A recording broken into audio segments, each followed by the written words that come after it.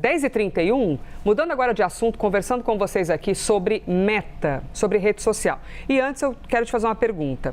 Você avalia que rede social vicia? Você, adulto, adulta, você se sente viciado? Quando a gente fala de crianças e adolescentes, o que você imagina que seja o efeito?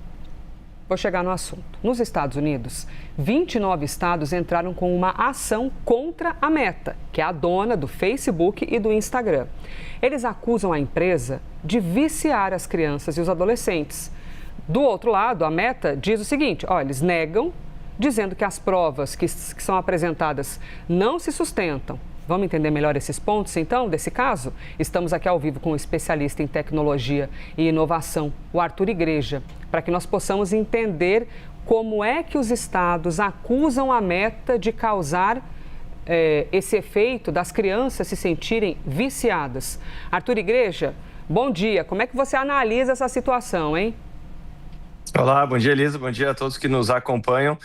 Olha, costumo dizer que é o seguinte, a conta chegou, né? Então, nós tivemos aí muitos anos de redes sociais, respondendo, quando você fez a pergunta, meu ponto de vista é que sim, as redes sociais, elas viciam, então elas têm mecanismos para isso, e esse julgamento, ele é histórico, né? Tanto que muitos estão comparando ao julgamento nos anos 90 da indústria do tabaco, e a consequência disso é que a indústria, ela se tornou muito diferente, ela teve parâmetros muito diferentes depois do julgamento e um tipo de acesso que também foi muito mais restrito. Então, só para dar a dimensão do que está acontecendo, nós temos esses 29 estados, nós estamos falando de um processo que é bipartidário, ou seja, num momento de tamanha tensão política, nós temos democratas e republicanos lado a lado, e são 4 estados que lideram essas acusações. E nessa primeira semana de julgamento, imagine só, o julgamento ele pode durar até 6 semanas e o próprio Mark Zuckerberg vai depor.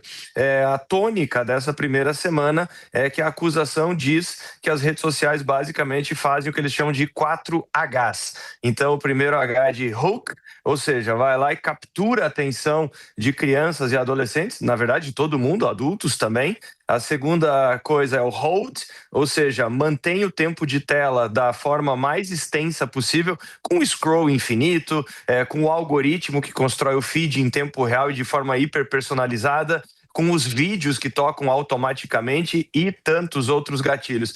Depois o harvest, que seria o colher os dados, né? Então, parte do processo tem a ver com a colheita de dados, inclusive de menores de 13 anos, o que pela lei americana é proibido. E o quarto H seria de hide, esconder as consequências disso tudo. Então, é por isso que nessa primeira semana também uma série de psicólogos deram lá os seus depoimentos, mostrando o quanto que tudo isso pode ser danoso, e o quanto que nós tivemos uma série de documentos internos e também daquelas pessoas que já trabalharam na Meta e que acabaram se tornando delatores, né? Os whistleblowers, aquelas pessoas que por fim saíram da empresa e contaram, né, o que vinha acontecendo, dando uma noção de que a empresa tinha consciência que sim, construía esses mecanismos e decidiu fazer uma troca da audiência em troca da saúde mental, enfim. Então é um julgamento bastante pesado. Para fechar,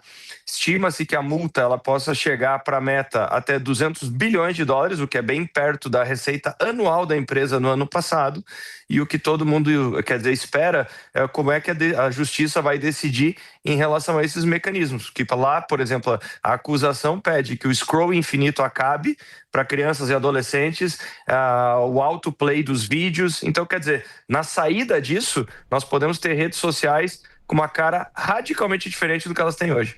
Arthur, até é interessante o fato de que o ex-diretor de engenharia do Facebook, que se tornou um denunciante, e ele afirmava que a Meta priorizava agir rapidamente e lançar novos produtos em detrimento da segurança, então ele é um dos denunciantes. Por qual motivo que isso faz com que o assunto tenha força, né? Porque se ele trabalhou para a Meta, diretor de engenharia do Facebook, e agora ele é um dos denunciantes, isso aumenta um pouco mais o problema para a Meta em cima de, alguém que trabalhou lá sabe o problema que ocorre? Sem dúvida, porque fica muito mais difícil argumentar que ninguém sabia, né? Ou que todos os cuidados foram tomados.